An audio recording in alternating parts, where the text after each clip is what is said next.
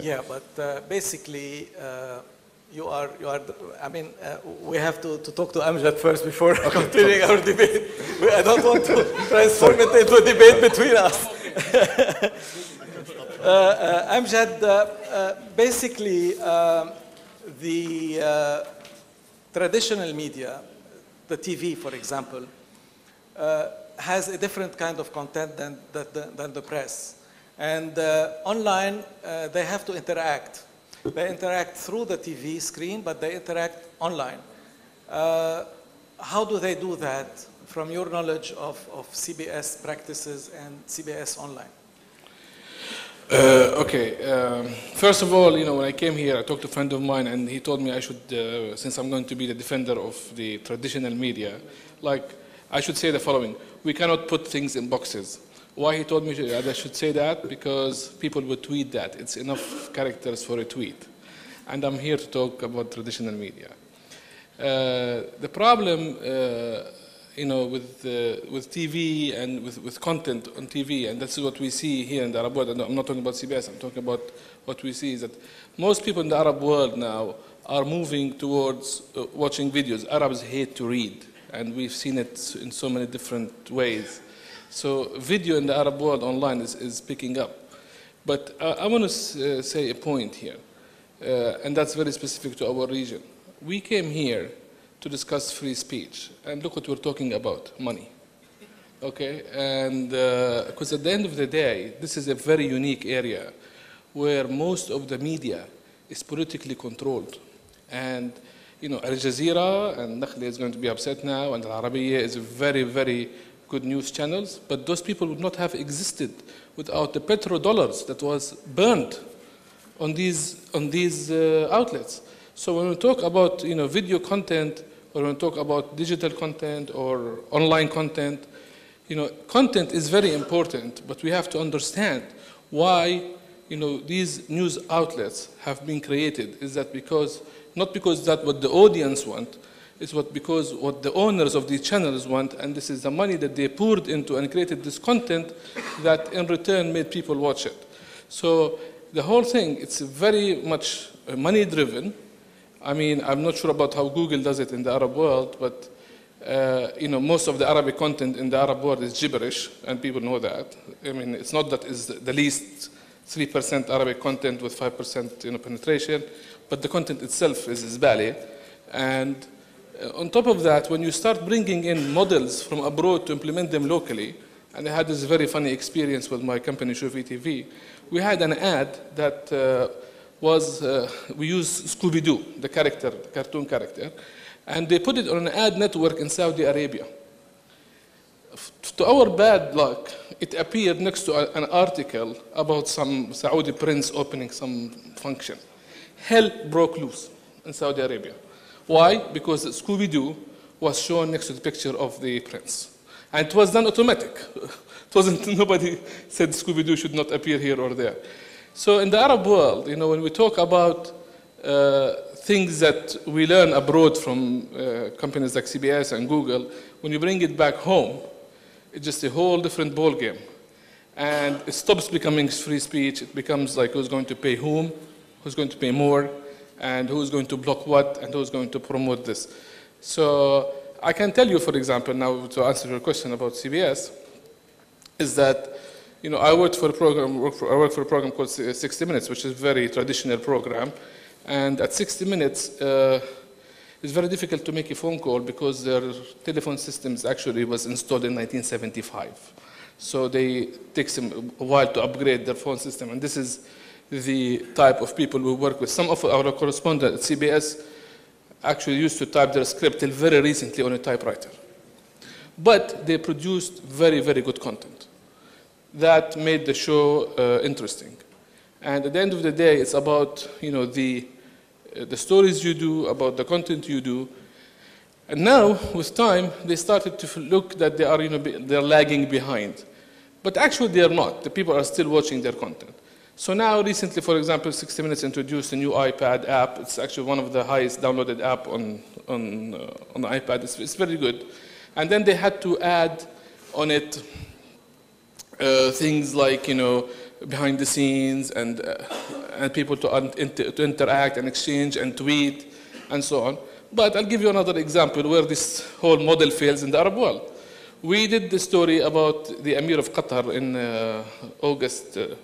October last year, in which the Emir of Qatar said, very point blank, that he would like to send Arab troops to Syria. You know, a month later when we put the story in the air, it created havoc in the Arab world, like, you know, Emir Qatar بتبعت قوات عربية, you know, this is part of the American conspiracy, blah, blah, blah. And the CBS website was hacked by the الجيش السوري الإلكتروني. You know, they had hundreds of people under different pseudonyms coming into the site and writing, you know, and cursing at the Emir of Qatar in Arabic and English. And of course, the Americans didn't understand what the hell they're talking about, and this is all in Arabic. So they were calling me like, what are these people saying? So I called the boss. I said, we are being attacked by the Syrian Electronic Army. He goes, oh, does this thing exist? I said, yeah, apparently it's on your website. Take a look. And he looks at it and he goes like, yeah, but we can't take it out. This is against freedom of speech. I said, no, you can, because those people are actually being paid to hack your site. They are not expressing their free will. And at the end, they decided not to take it out. So if you look about, you know, the... Well, this brings me to a question to Muhammad Murad regarding the offensive video of the Prophet. YouTube did not take it out. I mean, can you shed some light on why they did not take it out? Although it's not the subject of this panel, probably, but still, it would be interesting to hear about it. We actually blocked it in a few countries that requested. Okay, so the process is very clear. If it's illegal in your country, the country would actually send a request with the legal backup that it is illegal in your country, and then we would block it in that country. Okay, and we've done that for a few countries around the region.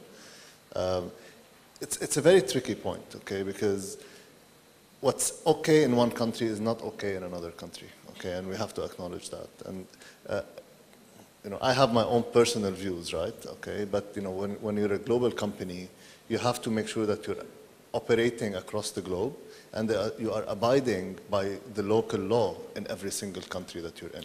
Yes, but and this is how we did it. So on YouTube, you do prevent certain content. You do yes. take certain content we out. have, under what policy, and who is the judge about what content should not, and whether that content is in accordance with your policy or not? Yeah, good question. So the way it works, there's something called community guidelines that we published in 2007, and they're still there. And there are things there that are very clear and that are illegal in every single country, okay? Example, you know, child pornography and stuff like that. So these are things that are extremely well-known, universally accepted as unacceptable, okay, and illegal.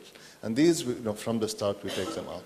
There's other things that we believe as a company we don't want to promote, like hate speech, like you know, terrorism, like calling to go and kill someone. So all these things, we don't allow them, and these are in the community guidelines. Now, when it becomes more gray area, we have two channels for that, okay? One channel is the local law. So if anyone in any country where the legal system is accepted, okay, as well, right, goes through the normal process, we block it. We blocked it in Saudi Arabia, we blocked it in Indonesia, we blocked it in many countries actually that went through this process. And then there's the user route, you know, the wisdom of crowds, as we say. And this is, you know, every video on YouTube has a flag next to it on the right. I don't know if you've seen it. Not the dislikes, there's a flag. So, and we allow the users, the community of YouTubers, to flag content that they think is inappropriate, okay?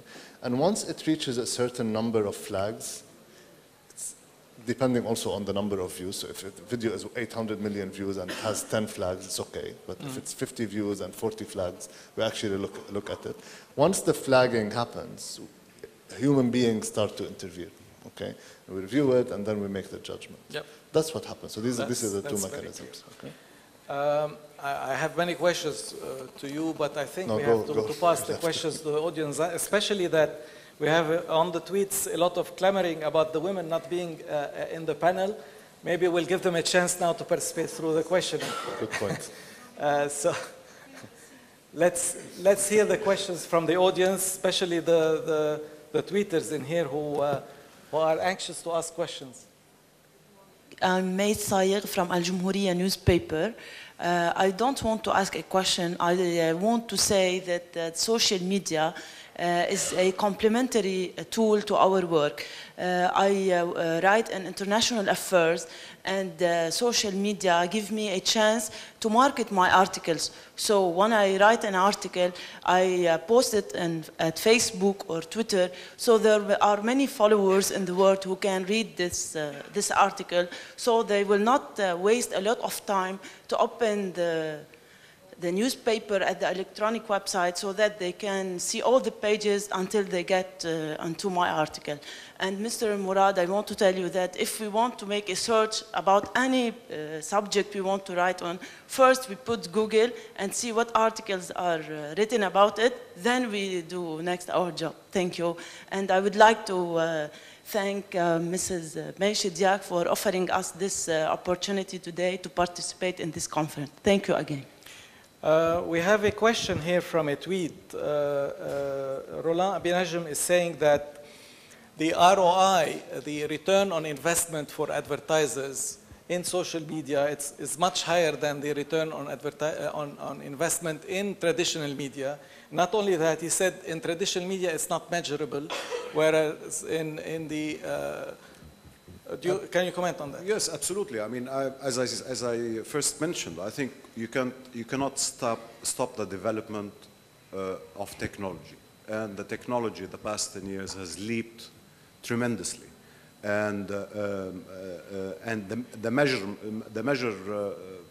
that are, you can measure your penetration, and you know the statistics of who's reading you, what are they reading, what are the interests. So obviously, you can target, and if somebody, as mentioned before, is looking for a car and looking at car sites all over the place, you realize that this is somebody that you want to throw a car ad at. And obviously you can filter it down to age and, you know, interests and what other things. So obviously this is this is where we're going. This is where we are in some places, and this is where we have to go in the Arab world. As I said in the beginning, I'm in the slaughterhouse here, but this is technology. Newspapers survived TV, they survived radio before, but this time it's a game changer. It's a total game changer. And if I tried to give what are the strengths that established newspapers or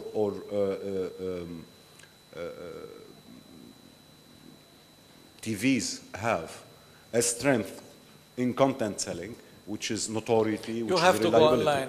But otherwise, that's your only way to survive. If you don't have an app, if you don't design it for even your whole design concept, if you don't design it for tablets, yes. If you don't change your content to make it more interactive and more interesting, as I said, you are selling a product where people are just interested to know more than a one-liner about story. It's a product at the end of the day. Newsweek went online. I had mentioned that before. So it's very hard after hundreds of years for us to accept this. But there is no, you either do it or you die.